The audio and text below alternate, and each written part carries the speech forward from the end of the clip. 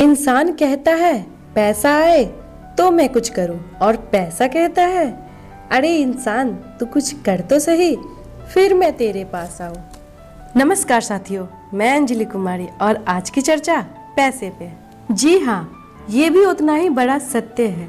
जिस तरह सूरज पूरब से निकलता है और बच्चा माँ की कोख से जन्म लेता है, ठीक वैसे ही पैसे को अगर सही ढंग से समझा न जाए, रखा न जाए, तो वो भी बहुत बड़ा दुख देता है।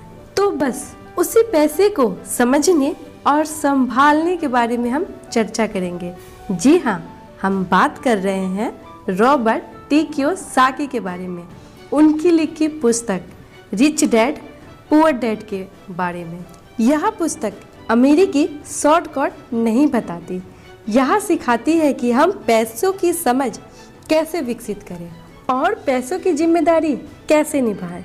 और जिम्मेदारी की बात आती है तो हमें उस शख्स की याद आती है जिसका नाम है पिता। जेब खाली हो फिर भी मैंने उन्हें मना करते नहीं देखा, जेब खाली हो फिर भी मैंने उन्हें मना करते नहीं देखा। अरे मैंने अपने पिता से अमीर इंसान नहीं देखा। चलिए साथियों, तो बुक को स्टार्ट करते हैं। जब मैं वहाँ अपने अमीर डैडी की बात सुन रहा था तब मेरे दिमाग में यह ख्याल आ रहा था कि मेरे गरीब डैडी 1000 बार यह कह चुके थे मुझे पैसे में कोई रुचि नहीं है। वह ऐसा अक्सर कहा करते थे।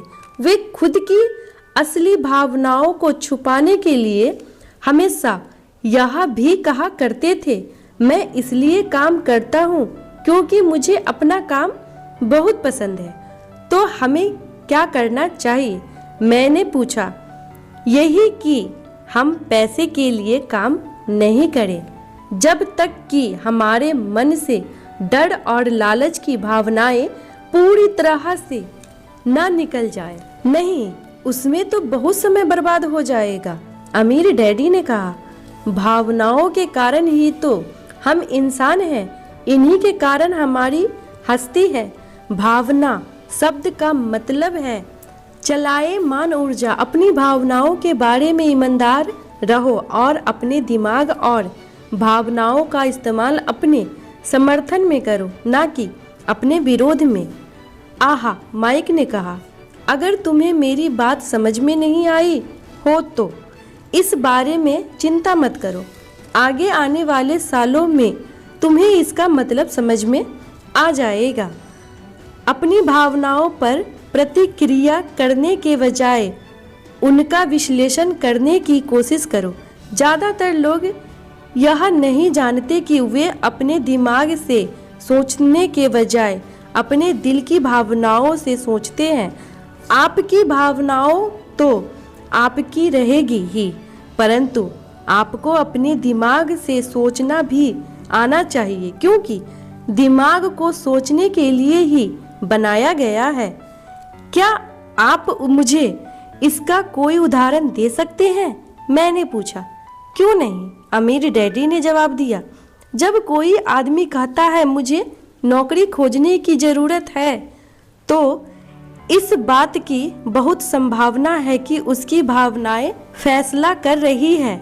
इस विचार का असली कारण है पैसा न होने का डर, परंतु अपनी जिंदगी चलाने के लिए लोगों को पैसे की जरूरत तो पड़ती ही है। मैंने कहा, बिल्कुल पड़ती है। अमीर डैडी मुस्कुराए। मैं सिर्फ यह कह रहा हूँ कि उनके डर के कारण उनके मन में यह विचार आता है। मैं समझ नहीं पाया, माइक ने कहा। अमीर डैडी ने कहा, अगर आपके मन में पैसे की कमी का डर जाग जाए तो तत्काल नौकरी ढूंढने के लिए दौड़ मत लगाइए ताकि कुछ रुपयों के सहारे उस डर को मार दिया जाए।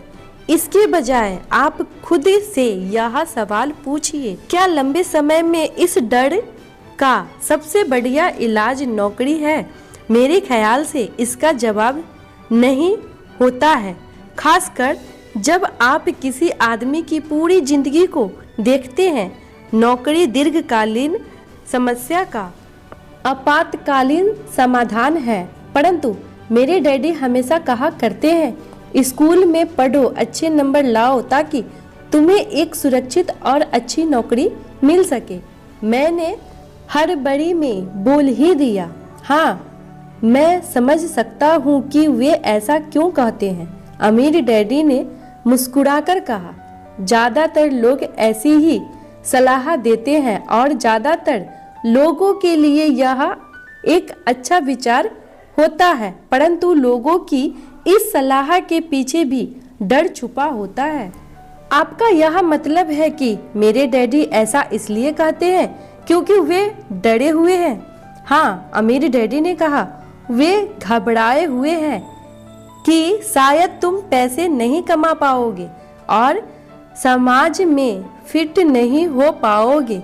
मुझे गलत मत समझना, वे तुम्हें प्यार करते हैं और तुम्हारा भला चाहते हैं और मैं सोचता हूँ कि उनके डर सही भी है।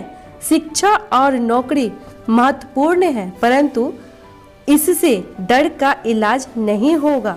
वही डर जो तुम्हें सुबह उठकर कुछ रुपए कमाने के लिए प्रेरित करता है, उसी डर के कारण वे तुम्हारे स्कूल जाने पर इतना जोर देते हैं।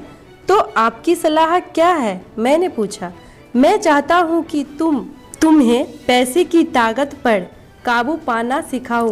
पैसे का डर तुम्हारे दिमाग से निकल जाना चाहिए और यह स्कूल में नहीं सिखाया जाता। अगर तुम इसे नहीं सीखोगे तो तुम पैसे के गुलाम बन जाओगे। अब उसकी बातें मेरी समझ में आ रही थी। वे हमारे विचारों को ज़्यादा व्यापक बनाना चाहते थे। वे जानते थे कि जो मिसेज मार्टिन नहीं देख सकती थी, उसके कर्मचारी नहीं देख सकते थे या मेरे डैडी तक नहीं देख सकते थे। वह देखने की योग्यता हम में आ जाए। उन्होंने जो उदाहरण दिए थे वे उस समय कठोर जरूर लग रहे थे, परंतु मैं उन्हें कभी नहीं भूला। मेरा नजरिया उस दिन बहुत बड़ा हो गया था। अब मैं उस जाल को देख सकता था जो ज्यादातर लोगों के सामने बिछा होता है। देखो, आखिरकार हम सभी लोग कर्मचारी हैं। हम केवल अलग अलग स्तरों पर काम करते हैं। अमीर डैडी ने कहा, मैं तुम लोगों से बस यही जानना चाहता हूँ कि लोग इस जाल से बचे रहो। डर और लालच, इन दो फंदों से बनने वाले जाल से उनका इस्तेमाल अपने समर्थन में करो, अपने विरोध में नहीं। मैं तुम लोगों को यही सिखाना चाहता हूँ। मैं तुम लोगों को यह नहीं सिखाना चाहता कि ढेर सारा पैसे इकट्ठा कर लिया जाए। इससे डर या लालच को नहीं जीता जा सकता। अगर तुम्हें डर और लालच पर काबू पाना नहीं आता तो तुम चाहे कितनी भी अमीर बन जाओ, असलियत में तुम एक बड़ी तनख्वाह पाने वाले गुलाम ही रहोगे।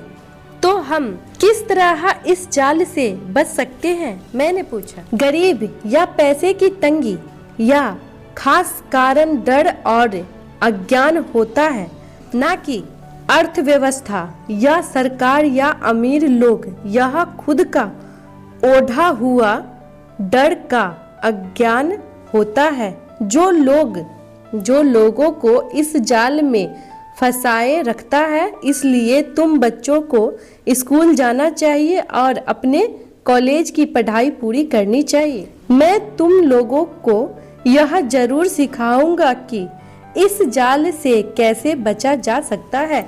पहेली के टुकड़े अब सामने आ चुके थे। मेरे पढ़े लिखे डैडी के पास बड़ी डिग्रियां थी और एक बढ़िया कैरियर भी था, परंतु स्कूल ने उन्हें यह कभी नहीं सिखाया कि धन या अपने डर को किस तरह से काबू में रखा जाता है। अब मैं समझ चुका था कि मैं अपने दोनों डैडियों से अलग अलग परंतु महत्वपूर्ण बातें सीख सकता हूँ। तो आप पैसा न होने के डर के बारे में बात कर रहे थे। पैसे की इच्छा किस तरह हमारे सोच पर असर डालती है? माइक ने पूछा। तुम्हें तब कैसा महसूस हुआ था जब मैंने तुम्हारी तनख्वाह बढ़ाने का लालच दिया था? क्या तुमने यह देखा था कि तुम्हारी इच्छाएं किस तरह बढ़ रही थी? हमने अपने सिर हिलाकर हामी भरी, पर तुमने अपनी भावनाओं के कारण हार नहीं मानी और इस कारण तुम लोगों ने जल्दबाजी में काम नहीं किया। इससे तुम्हें सोचने का वक्त मिल गया। यह सबसे महत्वपूर्ण है। हम में हमेशा डर और लालच की भावनाएं रहेगी। इसी क्षण से तुम लोग के लिए यह सबसे महत्वपूर्ण है कि तुम इन भावनाओं का इस्तेमाल अपने समर्थन में करो और लंबे समय तक ऐसा करो। अपनी भावनाओं को अपनी दिमाग पर हावी मत होने दो और इस तरह अपने विचारों को दूषित मत होने दो। ज़्यादातर लोग डर और लालच का इस्तेमाल खुद के विरोध में करते हैं। यह विज्ञान की शुरुआत होती है। डर और इच्छा की भावनाओं के कारण ही ज़्यादातर लोग तनख्वाह के चेक, तनख्वाह में बढ़ोतरी और नौकरी की सुरक्षा के पीछे भागते भागते अपनी पूरी जिंदगी निकाल देते हैं। असल में वे यह सोचते ही नहीं हैं कि भावनाओं के आधार पर बने हुए ये विचार उन्हें किस तरह ले जा रहे हैं। यह तो वही बात हो गई जिसमें गाड़ी खींचने वाले गधे के सामने उसका मालिक गाजर लटका कर रखता है, जो उसकी नाक के ठीक सामने होती है। गधे का मालिक जहाँ जाना चाहता है वहाँ जाता है, परंतु गधा तो लालच के कारण भाग रहा है। कल गधे के लिए दूसरी गाजर आ जाएगी और गधा उसका पीछा करने लगेगा। आपके कहने का मतलब यह है कि जिस समय मैंने नए बेसबॉल ग्लव, कैंडी और खिलौनों के सपने देखना शुरू किया, उस समय मेरी हालत उस गधे की तरह हो गई थी जो गाजर के पीछे भागता है। माइक ने पूछा। हाँ, और उम्र के साथ साथ तुम्हारे खिलौने भी ज़्यादा महंगे होते जाएंगे। अपने दोस्तों पर रौब झाड़ने के लिए एक नई कार, एक नया नाव और एक नया आलीशान घर। अमीर डैडी ने मुस्कुराकर कहा। डर आपको दरवाजे से बाहर धक्का देता है और इच्छा आपको अंदर बुलाती है, आपको चट्टानों की तरफ ललाती है। यही जाल है।